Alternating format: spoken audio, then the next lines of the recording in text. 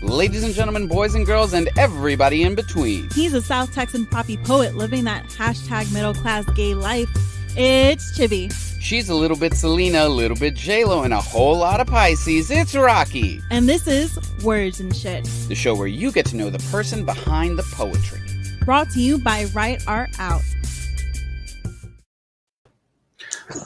Hi, friend. Hey, Raqui, we're back in the studio.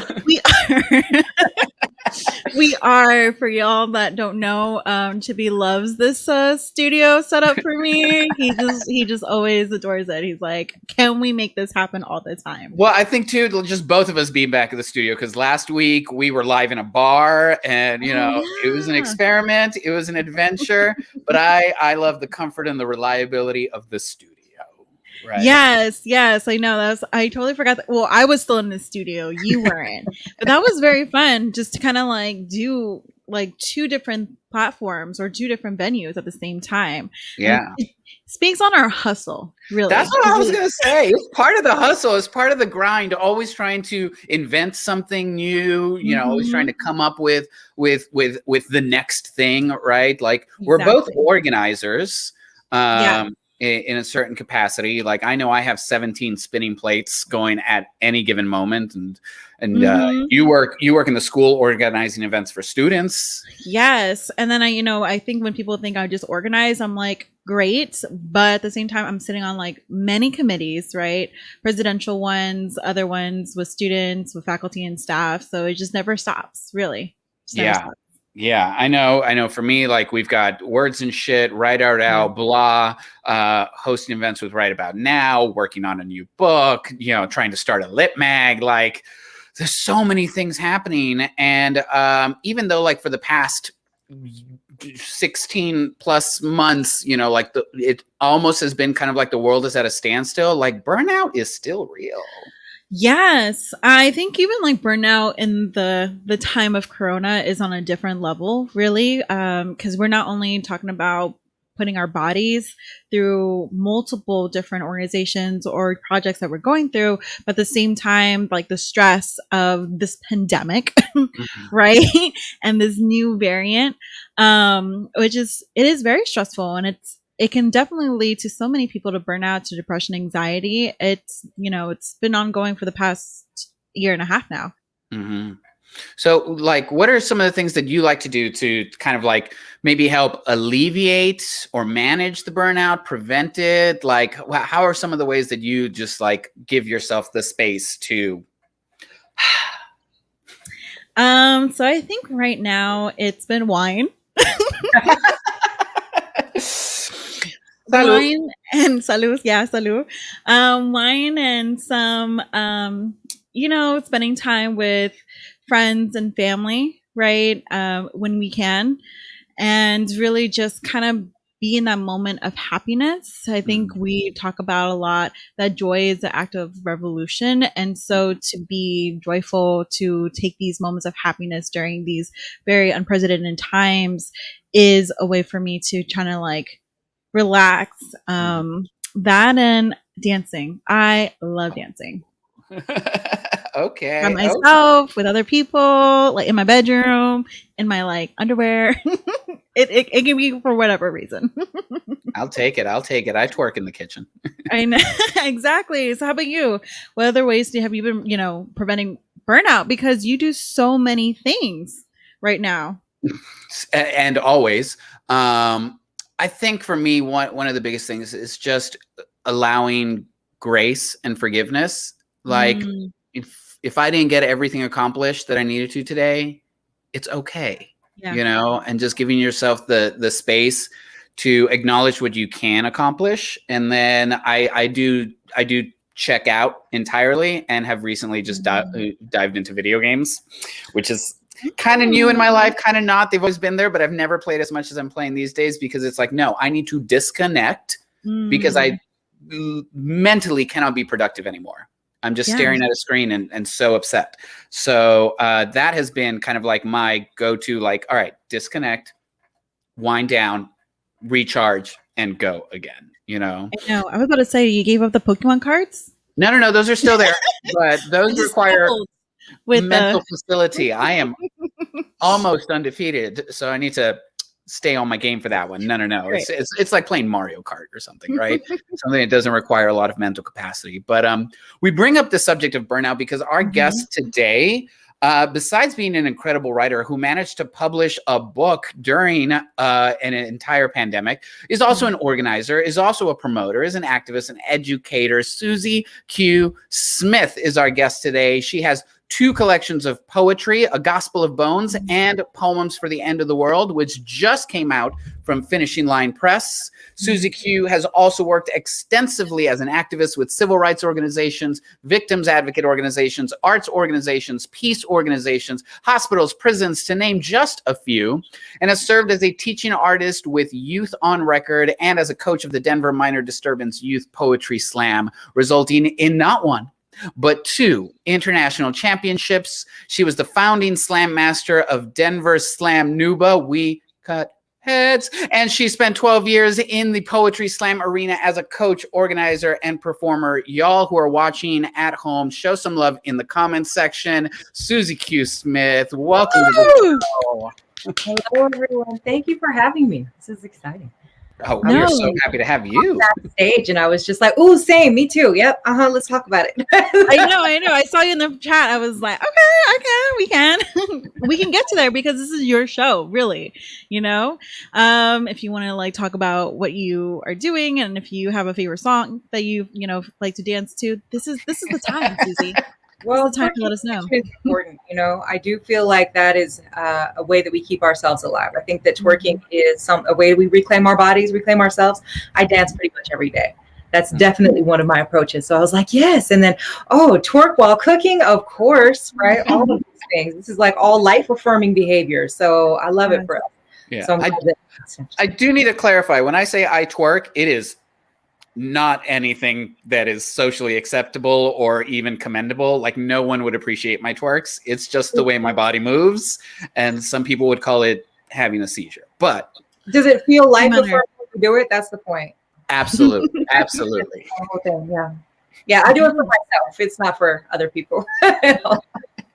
Exactly. Oh, I'm so glad that we're all on the same page about twerking and dancing for ourselves and for joy. We can like talk about, I think, is like dancing and happiness just talks about our heart. And I feel I always want to talk to our guests about this. So you're going to be talking about intimate things with us, and you're going to basically, be our friend for the next hour or so. So how's your heart today, Suzi? How's your heart today, friend? This month, this year? Just let us know. My heart's pretty good today. It's been nice. Like these last couple of days have been it's been, when thinking about burnout, like the workload has been overwhelming for a while. Like pre-pandemic, it was wild. And it's wild now. So recently I sort of rebalanced my life a little bit. And so now I'm just now like experiencing that as of August. I'm like, okay, now I can approach this. So I got to like sit in a couple of writing workshops today, and that was fresh. And like, I didn't have to teach them. I got to be like a student in them. So I took a workshop with Julian Randall and one with Jose Olivares. And I was like, this is beautiful. I could just be on Zoom and write to somebody else's prompts. Bet like this is delicious. So that was really nice. I love teaching, and I do a lot of teaching, right? So I went back to teaching middle school full time in January of 2020. Oh wow! It's beautiful. So it's been a hectic time. I've now pulled that back to halftime, so that's going to be a lot more balanced. But I also just finished teaching in a graduate school residency yesterday, and I also still have been teaching inside Colorado State prisons. So there's been a lot. So I'm usually responsible for what's going on in whatever given room I walk into. So it's really nice to like be in a space that I'm not in charge of and go like, oh, someone else has got this and it's beautiful. So I got to write a little bit and vibe. So today my heart's feeling encouraged and joyful. Encouraged, joyful, and recharged. I think as fellow organizers and facilitators, we can all relate to, I don't have to do shit here, but enjoy myself. I can just pull up a chair in the back and see what's up. I love it. Well, I can't wait to dive into some deep conversation with you about all these things and your books and all that fun stuff. But we already have fans in the audience, which I love. A Gospel of Bones is one of the best things in any genre I've read in years. Thank you so much, Susie, says Jean Ann. But before we dive into the conversation and before we dive into the poetry, we like to open up with a little segment called speed dating. So what we're going to do is ask you a quick series of questions just so that the audience can get to know a little bit about you. And feel free to answer these as in-depthly or as concisely as you feel is necessary. Okay? So first question. The zombie apocalypse is happening. And there is a helicopter outside your door ready to take you to a facility that has all the necessities to survive: food, shelter, clothing. But you can only take what you can hold in your hands with you. What are you taking? Does that include people? Let's say your loved ones are coming too. Okay, all right. You don't have to choose between your daughter or your dog, right? I'm definitely grabbing my kid. Okay. Yeah. Oh, this is a challenging one. I'm probably gonna go with notebooks and paper. Those are important. Yeah, I'd say probably if that's the one thing I can grab, because the internet's probably not going to work anymore, right? So like, you know what I mean? Like, so I feel like just like old school paper, pens, that's going to be highly valuable in the new situation if it's not already there. But if it's already going to be there though, photo albums, like old photo albums, I think would probably be worth having because I can't replace those. Yeah. Well, someone's got to document the zombie apocalypse, so it might as well be an accomplished writer. I think I don't know that I've talked a lot about the apocalypse with folks, and I think I've watched enough of like the survivalist people. Have you ever watched any of those shows, like the people trying to make it? And I've just kind of accepted, like, oh, I'm not going to make it. That's fine. You know what I mean? Like I read The Road. I've watched it. Like, you know what? I'm just going to go ahead and see what's next. Let's just go into the next. You know what I mean? I don't have to. So realistically, like depending on what it looks like, who all's going to be in the space? Because I might not get on that helicopter. I might be like, well, it's all right. It's been a good run, and I might do that. So I think I do have that question, like who all's going to be in this like warehouse situation, and what is that? Like how do I want it? I don't know. But if my daughter's there, I'll go. Okay. I love it. I feel like we're all the same energy. So there's always that one person like, oh, I got the plan. I'm like, no, I'm gonna like just admit to myself I'm gonna last for maybe 5 days, and that's it. Cool. I mean, I know people who really are full on doomsday preppers. Like they're ready for like they've got food storage and etc. Like I have like basic necessities, because COVID. But like am I gonna live underground in a bunker? With who? What? Does surviving require running? Because if so, I'm not going to make it. I'm not going to make it. I don't run. I dance. I don't run. Love it. Hopefully, like the zombies just like would join you dancing like Michael Jackson, like Thriller. That's my best like option to survive that. 100% choreograph the zombies. Awesome. My next question is not so elaborate. It's very simple. It's basically, what is your current obsession right now? Okay, truthfully, probably fitness. It is I'm home a lot, and I started really being able to work out like consistently every day at home once we all went home. And so I have like my living room is pretty much a home gym now, like all of the things I've got, like I even have like weight gloves for my weights now. Wow. Like that's when you know it's legit. Yeah. So I've got like multiple like variations of weights. I have, many different types of resistance bands. I have a stair stepper little thingy, there was the step. Fitness is probably true. I don't run, but I do dance and I do lift a little bit. So those are I work out pretty much every day. So that's like kind of one of the ways that I've kept myself well and as sane as possible through all of this, is just being able to like remember like to be in my body. I need to catch whatever bug you got, because I gained the COVID weight. It happened. Work out with Kiara Lachey. And she's my fave. Love her. Ifyoucanmove.com. She didn't pay me to say that. I'm writing it down, though. I'm writing it down. Okay. On the flip side of that, if we're on the indulgence side of that, I like to ask this of everybody: what is your favorite food dish to eat? I have yet to meet a potato I didn't like.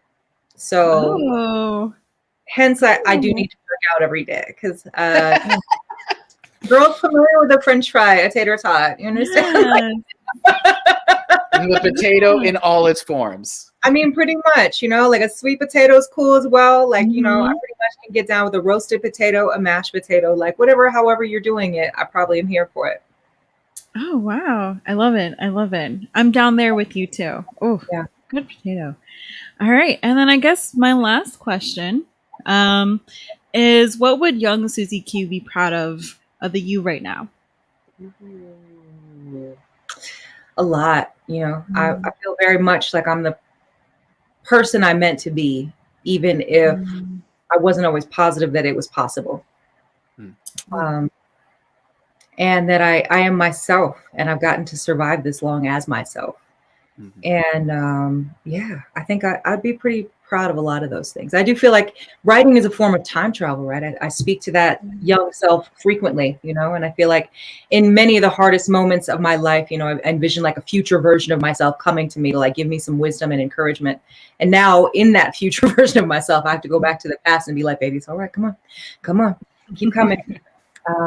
And I still have to like kind of have regular conversations with my past and future selves, No, that's so important. Thank you. Thank you for that. I love that. And I can't wait to dive into the conversation to get to know who the person that you are now and your journey to get to here. So we're going to dive into conversation in just a moment.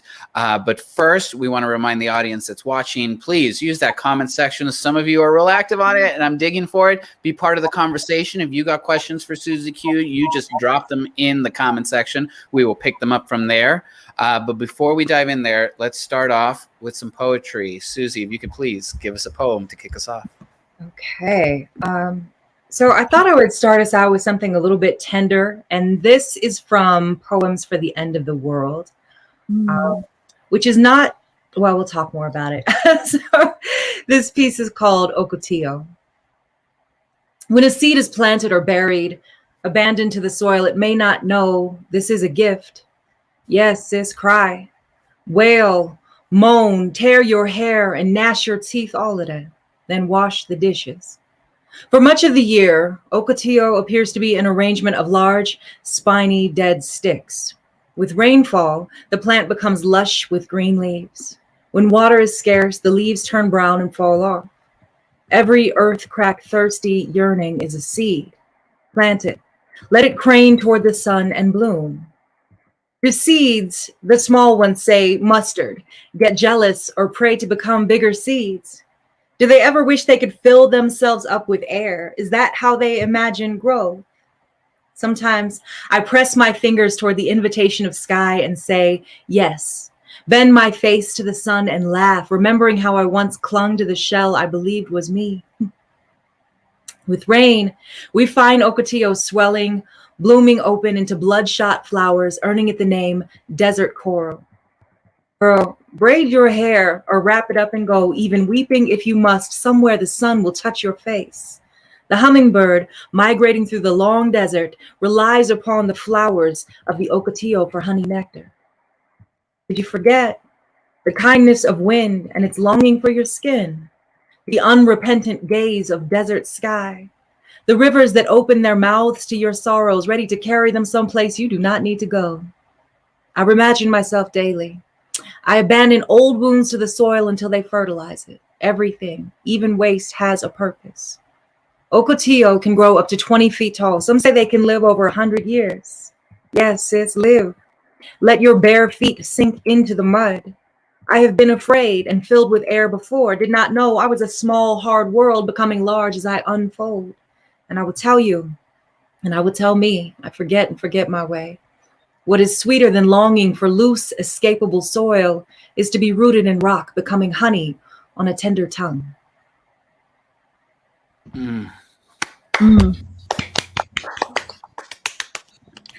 So beautiful. So beautiful.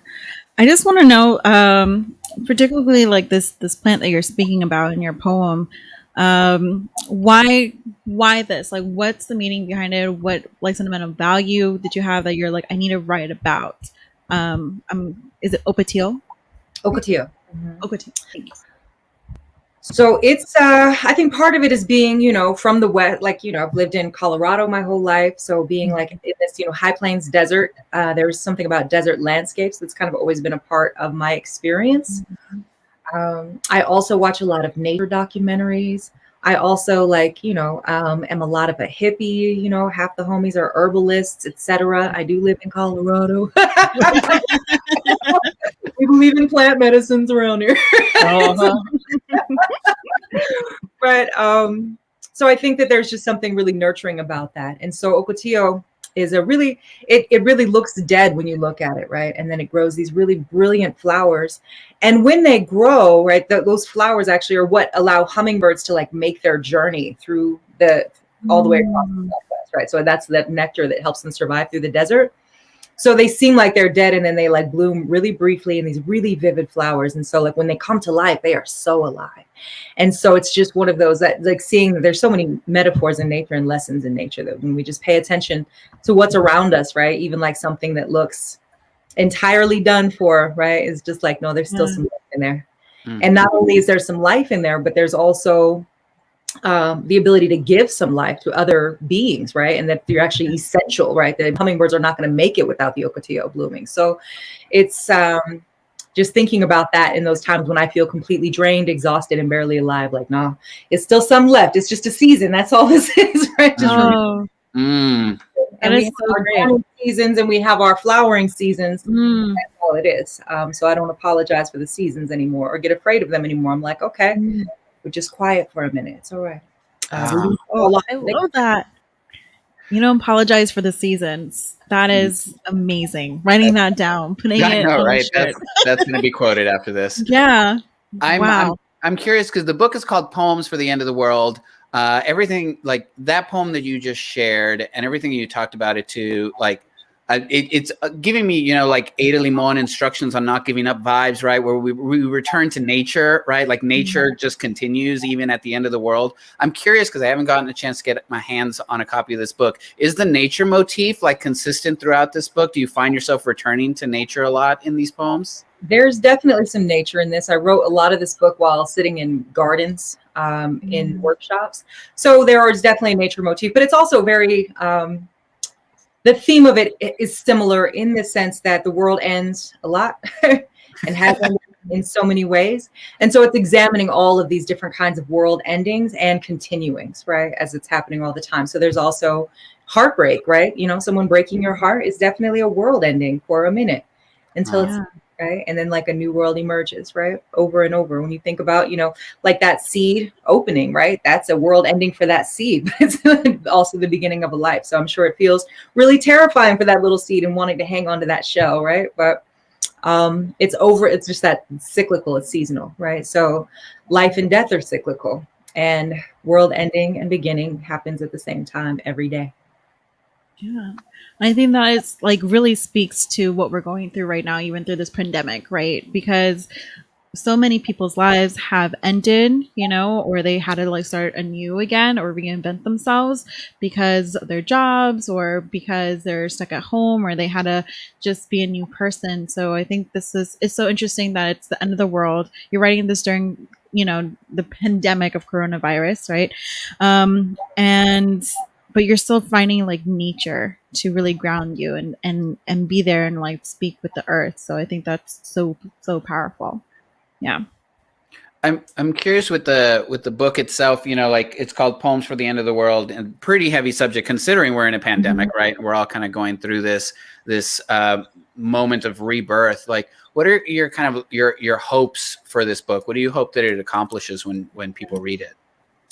I hope that people are comforted by the end of the world approaching. So this book actually was titled before the pandemic. So that was already, and many of these poems were written the summer prior. Most of these poems were written in the 2019-ish era. And And then later edits, I was like, oh, after it was already, with the publisher working through it, which is why it is a little late coming out because I was adding some pieces and making some changes to it later. But most of it was already done before this. And, unfortunately timely. Serendipitously.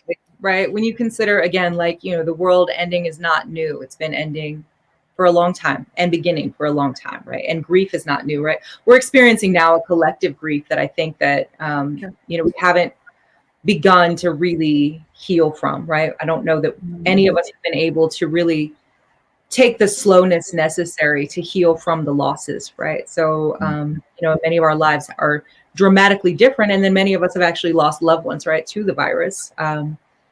And things surrounding the virus, right? All of the things that have been unfolding around it, people that have not sought medical care when they needed to because of the virus, or people that didn't get access to medical care when they needed to because of the virus, because overextension and all of these other things, right? Or because of losing a job and not having health insurance. There's so many different ways that it's, literally ended people's lives. And those of us who remain here still have to grieve, right? And and that is a huge world ending, right? Grief is one of the ways that our world ends. So I hope that as people experience the poems, that they receive some comfort. I think that actually between the two books, so both of them actually came out this year. Gospel of Bones came out in February, and then Poems for the End of the World came out last month. And so it's been an interesting time. I think that Poems for the End of the World is actually much more comforting than Gospel of Bones. So the title is really kind of that continuity. It's like, yes, this is what we read when the world is ending. It's one like sort of a heart hug. That's what a lot of these poems I do think do. No, I think when you're talking about that we're just collectively grieving, and I don't think even in our generation, we'll heal from this pandemic. I don't think so. I think we're going to have that generational trauma. But your two books, or even right now, I think will definitely lend into this, I guess, this renaissance of post or during renaissance of Corona. Does that make sense? Where would we put this new literature that's being produced during this time? And I think that's great. And I guess, if it's going to be generational trauma that we're trying to heal, what else do you think will help with that other than your words? Yeah. I mean, I think that community care too, right? I think that, I work with a lot of different poets, a lot of different writers in all kinds of different life circumstances.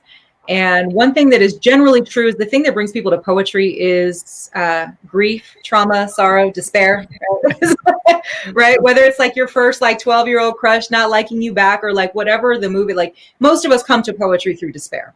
And so this is definitely a time for poetry. Right, both reading it and writing it, right? It's a language that comforts us in those really, really challenging times. And so I think that we'll see a lot of poetry, but I think also systems of community care really, really building and enhancing. I think especially when I think about my family, when I think about people of color generally in this country, so many systems have failed us since forever anyway, that we already have pretty well established systems of community care for each other, right? We know how to look after one another, but we show up for one another because we've always had to. And I think that as we see more of these larger systems failing us collectively and societally, we'll start seeing I think enhanced systems of care, community care, that we are really showing up for each other in some better ways. And I'm seeing a lot of people, in this really beautiful refusal, right, to put themselves at risk. And I'm seeing a lot of people refusing to go back to work. And I'm seeing employers having to pay more. And all of these things that are just all of these systems that have been failing us for a very long time, all of these things that were wildly unsustainable, right? Hopefully this will shift to something that is more sustainable, and we can actually live in some kind of harmony with each other and the planet that we share. So that's I think the hope. Right. And maybe some poetry can help comfort us while we do it. Perfect. Yeah. And you saw that too in the rise of mutual aid organizations that started to really not just pop up, but blossom. It's just the people have said all right, the people that are in charge, the people that are supposed to be doing this work for us aren't. So we're done waiting. We're just going to do it for our damn selves because you ain't worth shit. Go vote, people. Vote for people that are worth shit. Anywho, so that's my soapbox. let me ask you then about this collection, or we can talk about both collections, either collection, because you said most of these poems were written like summer 2019-ish and whatnot, and then going through the publishing process. Like, what is your process? Because you essentially put out 2 books almost simultaneously. Speaking of hustling, what is your process of putting a book together? Like, how did this book come together? Do you have a process? I have some processes. They weren't meant to be twins. So A Gospel of Bones was originally meant to come out last year, but because of the virus, everything was delayed. And so that book was born very late. And then this other one was like, oh, all right, we're going to just do them at the same time. That was not the plan at all. They're very different books and very different publishers and very different processes. But that's how it went. So I was surprised. It's not necessarily like I just like really hustled and wrote these 2 books just now. Like I've been working on both collections separately for a long time, and they both happen to be born now because the publishing process is very slow. So especially when you are trying, it's challenging enough, even just trying to place like a single poem with a journal or something, right? Like wait 6 months before they finally reject you. Ooh, and that's not uncommon. If you even hear back, right? Like it's months of waiting just for a poem. So for a full collection of poems, it can take, a year, 2 years, 3.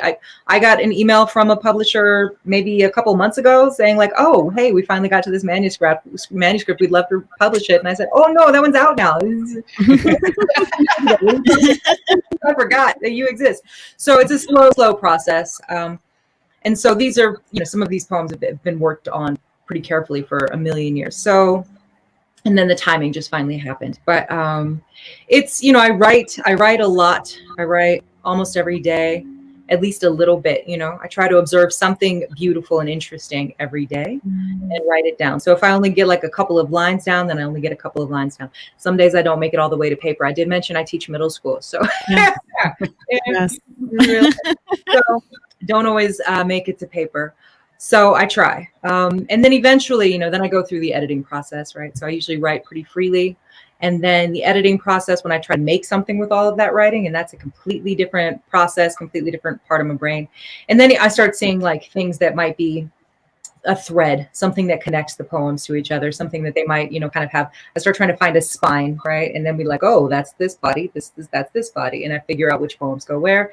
And sometimes, this lovely tapestry will come down and there'll just be poems tacked up all around.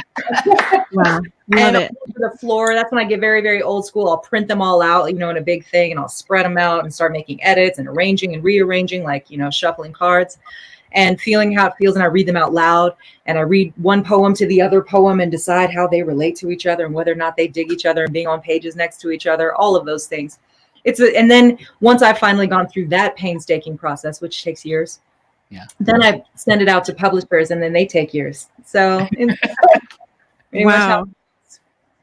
Wow. Like, first of all, I wish I could like just see if you ever do, just post it on Instagram or anywhere so we could all see your just process, during your process of selecting these poems and arranging them. That is amazing. I feel like I work in the same way, and I know definitely Chibbi does. Oh yeah. Oh yeah. I feel like even all that, right? Rearranging your poems and working with middle schoolers and having this teaching residency, it's a lot. And I know in the very beginning of our show we were talking about how to prevent burnout, we talked a little bit that you want to you dance, but what do you really do to take breaks for yourself in between all these different, I guess, ways of giving yourself to people and to the world and to your pages?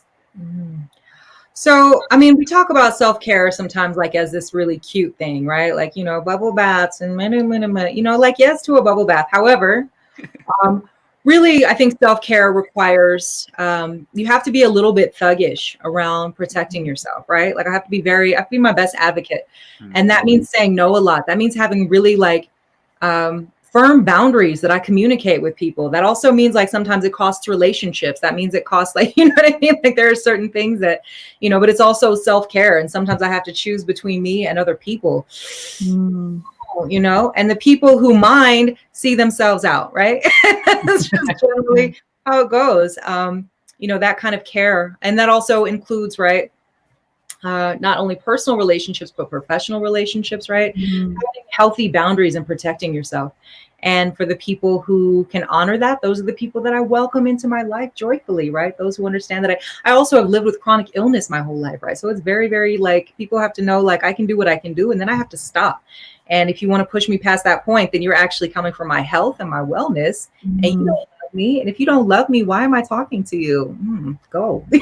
So that's just like, either we're on team wellness and we want the best for everybody, or we don't kick it. And so holding that firm bound, and that's also, there's grieving in that, right? Because you end up losing a lot of relationships, right? And also sometimes opportunities, right? No. But I think that also so much of our society is really, we're very well conditioned to being abused, right? When we think about most of like our jobs, when we think about most of our, like there's so much in it, and we're so accustomed to like harming ourselves, right? And martyring ourselves in all these ways, especially if you live a life of service, this path of service, and like teaching. I've been teaching it in nonprofits and et cetera, this whole time. So there is this idea that you're just constantly supposed to be giving of yourself. And like there is, which is cool. I give what I can. And then I don't what I can't. And I hold that very, very firmly, right? And that's also true, like as a creative person, as a writer, as as an artist, like all of those things, right? People will always come for your creative time. And people are generally like not going to respect it all the time, right? They don't understand like what it really takes to do all of the things that we do. And so it's important to protect that time. And so people know, like when I'm working, if you're close to me and I'm working on a project, like, like, don't expect me to answer the phone. Like, unless it's an emergency, don't even hit me up. Like, if one thing about me, I will be on Do Not Disturb. So, I mean, if you are not bleeding out, I don't know why you are hitting me right now, because we can't, I'm working. And so, and just kind of understanding that like there are months that people who love me dearly, who I love dearly, we're not going to see each other because I have to do my work. And so all of those things are part of the care. And then also, but resting and accepting my off seasons too, and chilling when I need to chill, and having fun and dancing again, pretty much every day, feeding myself well, resting well, right? Like I'm serious about my sleep. People really talk about like they don't sleep. Like it's like sleep is for the weak or something. I'm like, oh no. Your girl gets chronic migraines. I sleep. Yeah. To quote Rooster, 10,000% agreement here. Absolutely. For sure. I'm one of those that needs 7 to 9 hours of sleep on the regular. Otherwise, I'm not functioning.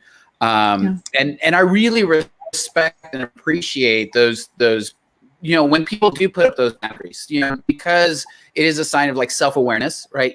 What you can and cannot do. And there's no malintent, like somebody in the comments said, those who mind don't matter, and those who matter don't mind, right? We understand that, you got to take care of yourself. And I know we wanted to have you on the show last season, and it just was not in the cards, not in the schedule. And it was like, that's fine. Whenever you can, the door is open, because we want to have you on and feature you in this way. So one, I really appreciate you saying no when you did and saying yes when you could. So thank you for leaving the door open for me to come when I can. Because also the truth is, like, when I'm not well fed, when I'm not well rested, I'm not a nice person. You don't want me here when I'm not. Hey. No, it's the same. Yeah, of course. No, we're all about healing. I think we're definitely, as artists, as creatives, we really have to put emphasis on healing and taking care of ourselves. So I do a little quick transition. I really find your work really healing in so many levels. If you could share another poem right now for us, I think that'd be great. I would love to share another poem, and I don't know which one I'm gonna share. Rocky just hit you with that real smooth transition. I love it. No, it's also, I think there was one that I thought I would read, and I changed my mind, is also what happened, which happens every single time. Yeah, like set lists or whatever. I don't ever do what I think I'm going to do. And that's okay, right? That's also just, I got to stay open a little bit to what needs to happen. And I think, but this isn't the one that's coming either. I keep changing my mind. And so we're going to just decide together what poem. That's fine. It goes back to the slam rules where it's like, oh, I don't know which poem to do. I don't know what the audience is going to respond to. You do the poem that you feel like doing. Yes.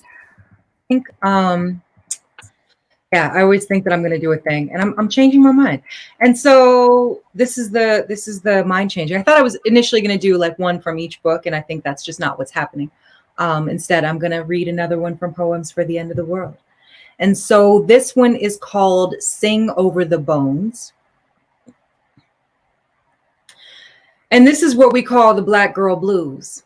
Ain't called it depression so much as Tuesday, when we forget the promise of Saturday night sweat and Sunday morning song, when we forget to call tomorrow holy because it's another hill to climb, when today leaves bruises, catches round our throats and leaves our voices whispers, when we forget to rebuke madness and call it the truth, we must remember to say to ourselves, you are not crazy.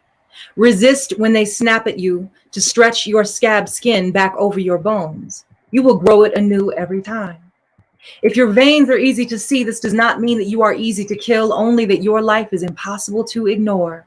You are a bleeding sun. When the calluses form, tear your skin from its meat, peel yourself open and let them smell the fruit of you. Spill into every mouth that speaks your name. Stain their fingers, you, magnificent point of light, a swallowing supernova. You are hammer and pickaxe, belly full of lava. You are a forever thing. When dark has forgotten its own weakness, you are flame, dancing it into hush. You are a blistering miracle, sun and sand tangled into indistinguishable horizon. Hum, and the earth will keep its course. You song, you lovely, you yes, you fiery stone mouth, you fleshy mirror, you pulpy always, you marvelous in your questing, glorious in pursuit of humble corners. You worship, you godchild, you queen of margins and handwritten notes. There is nothing wrong with you. You are a unicorn in a herd of goldfish muddying the pond, and no one has learned yet to sing your name. You star, you stone, you shine, you always, you inextinguishable, you perfect, you perfect. Light applause, light applause, light That is applause. beautiful. To my cousin Brandy, who I see in the comments. Hey, Brandy. Oh my gosh. So beautiful.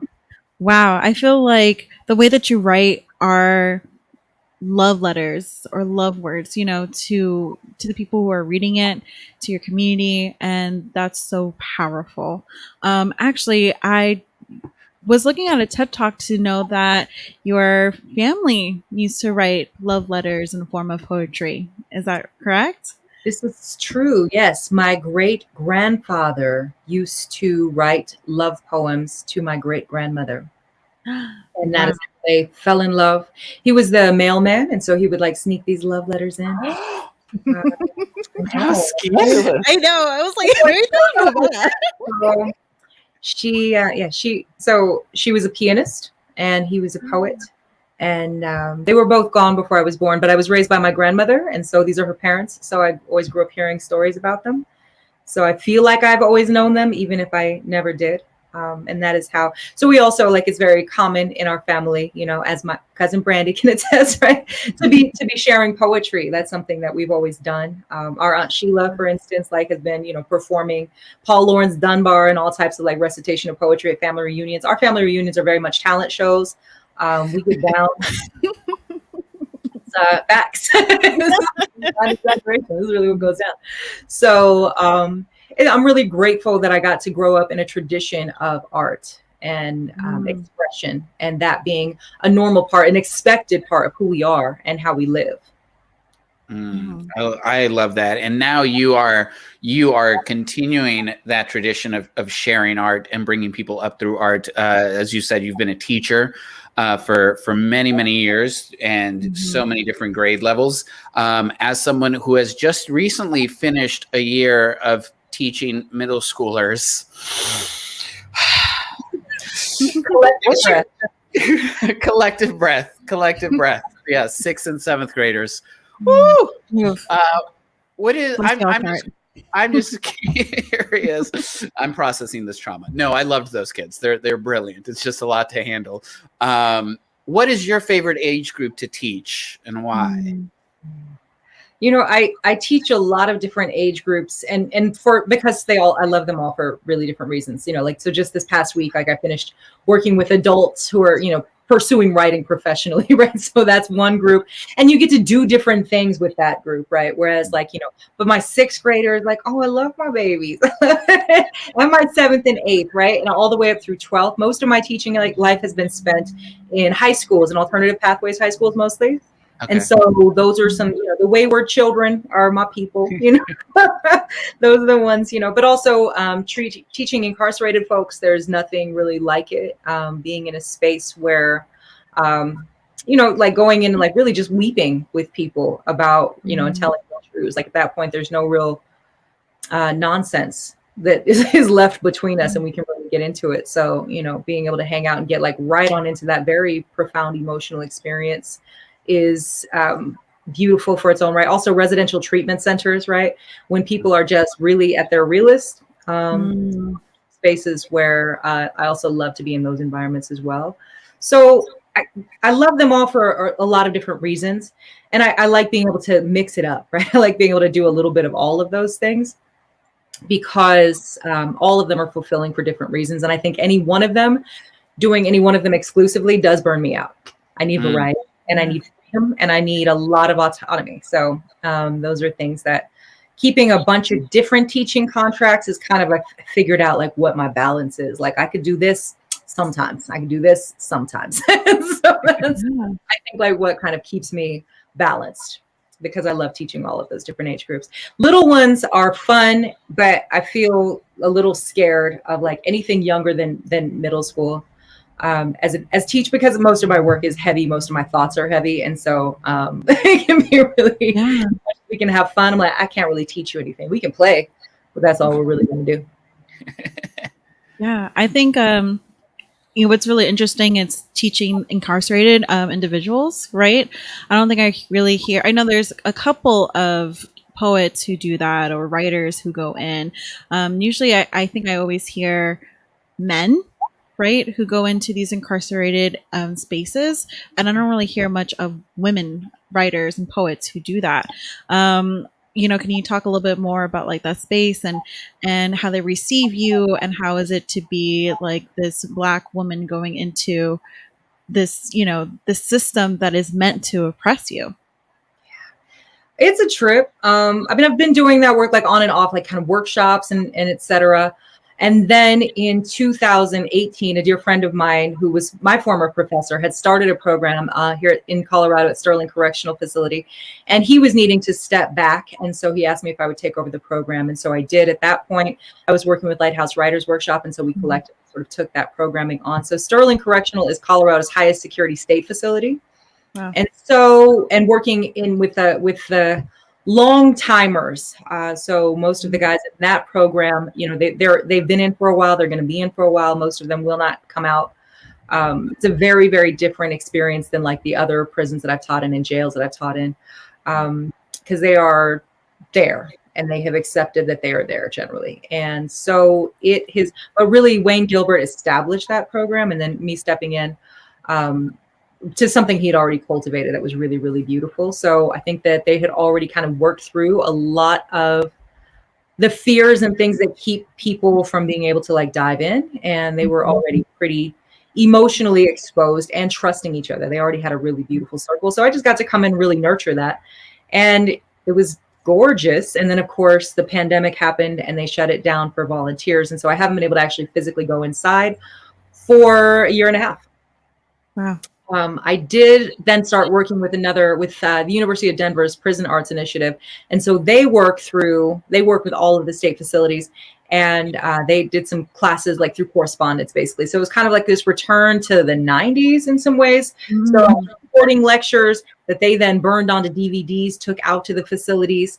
And then they would like bring in the assignments, like scan them. So it was a lot of work on their part. Mm-hmm. And I'm grateful that I got to do that partnership with the UPI. So I taught creative nonfiction and poetry and a lot of different things. And it's been a beautiful time being able to like kind of nurture people's storytelling, right? And remind them just overall that your voice is being heard, that your voice matters, that your story matters, that you're a person, and that you're seen and you're heard. Because that's something that a lot of people inside don't know and don't have that experience. And have been told and are told daily that they don't matter and that no one cares about their voice.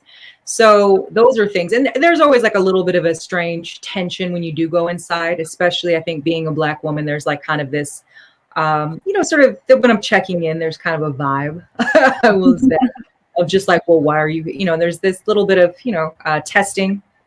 But also like, I don't really let it get to me too much because I'm like, I'm leaving after this. So you're here. I'm not mad. Like, I'm going to come in and I'm going to do this thing. But there was a moment once with one of the guards who was like, well, why don't you come do some poetry classes with the guards then? Almost like this jealousy thing. I was like, you know what? We probably could come in and do some workshops with you because you guys are probably traumatized too. Matter of fact, let's get you in your hearts. Real talk. The joke. And I was like, well, let me know, because I think we probably need to bust that heart open too and see why you even have this job. What's going on? Like, what do you get out of this? Why is this? What's happening? What's happening in your spirit? Like, to do this, right? Like, something probably is not cool, right? Something is off. Yeah. And we all need some healing. Yeah. Get into it. Basically, that's what I'm getting from you. Like, Suzi Q, if you just need healing, right? Thank you. No, but really, but thank you for letting us access your words. When you talk about putting those strong boundaries, like at least thank you for allowing to share part of that world and your words with us. Especially during these hard times. So I really want to applaud you and say that you're amazing, first of all, and thank you, thank you. And you are no stranger to creating spaces for healing, for creating spaces for uplifting voices. As we said in your bio, you were one of the founding members of Slam Nuba, a powerhouse of a slam. Anytime somebody saw that they're in a bout with Slam Nuba, it was like, here we go. I guess we're not saving these for semis. So it just speaks to the power that you have to cultivate the people around you and the voices around you. You're no stranger to slam. Both Raqui and I both came up through slam. I don't know how active Denver's slam scene has been in the past 2 years because of a pandemic. Still been some online Zoom situations. I haven't been to them personally because I'm tired. But but the young ones have it. They have it. Yeah. Well, and that was my question, because a lot of times, like slam is something that kind of like introduces us and is a driving force in a lot of, poets writing, especially those that are just getting started with the young people and all that fun stuff. And then, there's life after slam, right? But I'm curious, what about slam have you taken with you that has kind of like helped you as you continue your career outside of slam? Like, what is something that you learned in slam or that you appreciated from it that is still something you hold on to? Primarily relationships, right? Where slam has many, many problems, and we all, many of us know I left slam strongly. Might have picked over a mic stand and cussed a few people out. So, it has its challenges. I made some of my best friends in slam. Definitely a lot of, beautiful love.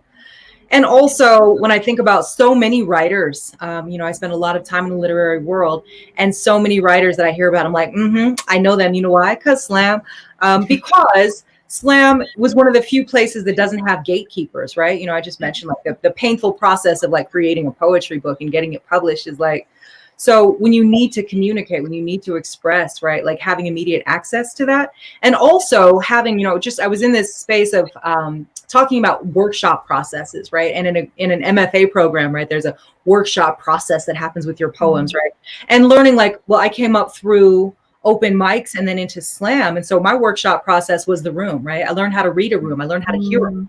And that's a very valuable gift, right? You know that this poem is working or not working because you hear people go, ha, ooh, snap, snap, snap. You hear them laugh when they're supposed to laugh, right? You hear them gasp when they're supposed to gasp, right? Or you don't. And then, you got to go back and hit that a little bit harder. What I mean? So that's like part of this workshopping process and this oral tradition that so many of us come from, right? And that is extremely valuable. And I don't discount it at all. I'm very grateful for those years in slam where we really were workshopping each other, right? Through the audience, on our teams, right? Really getting coached and all of that support and feedback in those ways and building community. community, right? Ultimately, I think that's the, that's the most important part. That sense of community and being able to find ourselves in each other and build relationships is the more important thing than anything. It's more important than the poems. That's beautiful. That's, Suzi, I feel like we could keep on going and talk and talk and talk. I'm like in my mind, I'm like, I would have so many questions. There's not enough time. Like, let me get a cup of coffee or some tea and just like, let's do this. Let's keep going. And I'm like, notes on notes on notes on notes. Suzi Q, session 2, season 6. Well, I will be happy to come back anytime. And thank you for your patience with me. Yeah, this has been a phenomenal conversation. I feel like there's like, besides notes, there's so many quotes that I'm just kind of like, I'm going to come back to. That's a poetry prompt. I'm coming back to this prompt. So clearly it speaks to all the wisdom that you've gained throughout the years and all the experiences that you've garnered, not just in doing the things yourself, but in creating spaces for other people to do them. So we applaud you for your work and your words. Could you please close us out with just one last poem? Oh, well, thank you ever so much. I will. And thank you for having me. And I'm going to close out with a short poem that is called Dark Humor. And this is in a Gospel of Bones. You know how my hips have never forgotten the drum. You know the way my voice sounds like a conjured grandmother. You know how I write poems like invocations, right? You know how my spirit never sleeps, how we laugh at our own temporary blood. And oh, sweet Lord, how we laugh, how buckets of glass leap from our heads, thrown back and open, how we spill sharp, choking out the swallowed stingers, how we dance until our feet blister and open, knowing the stains will tell the story of our movement. We, super magic, we beloved immortal, even our echoes got knuckles. Listen, in the canyons, over the ocean crashing, our ancestors stay chanting, we in here. We still here. We've been here. We stay here. We survived. We survived. We survived. Thank you. Wow. Another light applause, uproarious applause, people in the comment section. Again, Brandy showing all the love. Again, this was an absolute pleasure. I feel so re-energized. Before this whole thing was happening for our episode, Chibbi and I were talking about how we had kind of a hard week. And really, Suzi, I'm telling you, like, your words, your demeanor, everything, like your personality, it just really healed me right now. And I'm so glad to end my day with this conversation, with your joyful, brilliant presence. And it's really an honor. Oh, thank you so very much. And thank you for having me. And thank you for sharing that with me. Because, we can go through and think that nothing that we're doing really matters. And so it's so important to hear sometimes that it does. So thank you. And thank you to everyone in the comments. Thank you for being here. And thank you for sharing. Oh yeah, it definitely matters. I'm getting both of these books stat and working some of these poems into my curriculum, because sometimes too, finding appropriate material to teach middle schools is not easy. Appropriate material that actually matters, right? That has weight to it, but that you can share with middle schoolers. And I feel like a lot of the poems you shared today is like, all right, that's going in a lesson plan somewhere. So thank you for that. I know we've kind of had it displayed throughout the show, but for anybody that's listening to the podcast after this, could you please share where people can find you, where people can find your books, if they want to go get them, all of that fun stuff? I am very easy to find in these internet streets. If you Google Suzi Q Smith, easy. I'm on Facebook. I'm on Twitter at Suzi Q Poet, because somebody stole Suzi Q Smith back in the day, and that's what happened. I'm on Instagram, Suzi Q Smith. I'm on all the things. I'm not on TikTok because I am in my 40s, guys. I'm not ready. I can't learn anything. My website is SuziQSmith.com, and I'm very, very easy to find. Awesome. And that's Suzi Q Smith, SuziQSmith.com. One more time, show some love in the comment section for Suzi Q Smith. Thank you so much. One more time. Thank you. Thank you. And thank you, Rooster, also for reaching out to me initially. And thank you, Chibbi, and thank you, Raqui. This has been beautiful. Yay. I know, our behind the scenes team that's taking care of us all. All right. Very, very cool. Oh, Raqui, I think I think you said it best, where it's like, I needed it. Yes. I didn't know that I needed it until this happens, right? All of our guests that we bring on are just absolutely amazing. I know that I appreciate them. Our audience appreciates them. But there are sometimes quotes that come on that we just didn't know or just hit a little different because of the week or what we're going through. And I think Suzi's presence today was definitely one of those that I will remember going forward. I tried to make as many notes as possible, but I'm totally going to go listen to the podcast tomorrow or whenever I publish it, and just re-go, because there's so many pearls of wisdom in there, so many gems that were shared, so many things where it's like, I want to put that on a Post-it note right next to my computer, right? So I can see it every day. That's my mantra for the day. So great. So they loved having her on. Thank you to the audience. You guys have been really engaging, and we do this show live for a reason, because we want you guys to be part of the show. So thank you for throwing in all the love that you threw in the comment section. We appreciate it. Let's thank some people. Let's share some information, and let's bounce, because she needs her 8 hours of rest. For real. Me too. And I'm starting to get hungry, so my body needs to be fed too. There you go. So yeah, I just want to say, thank you to our, production crew, and just thank you to the audience. Really, without you, it wouldn't help. But you can always follow us on IG and Twitter at Words and Shh, right? You can see that over there. Mm-hmm. And whether this is your first time joining us or if you've been here before, you can catch up on past episodes. Words and Shit is a channel on YouTube. If you subscribe and we reach 100 followers, then it will be youtube.com/words and shh. Until then, it's just a whole bunch of random numbers, but we're almost at 100. Or if you prefer to listen to our episodes, they are available wherever you get your podcast. There are more than 60 episodes of this show out there. I promise you, there are poets out there that you love that you're going to enjoy the episodes, and there are poets out there that you've never heard of that you're going to love the episodes. So go check them out wherever you get your podcasts. Yeah, and if this was your first time or your 40th, episode with us, thank you. But come back, same time, same place for next week, because our feature is going to be on Tuesday, August 10th. Lady B from Baltimore. Yeah, we're really hitting the East Coast. Look at us. We're making our way. We're making our way.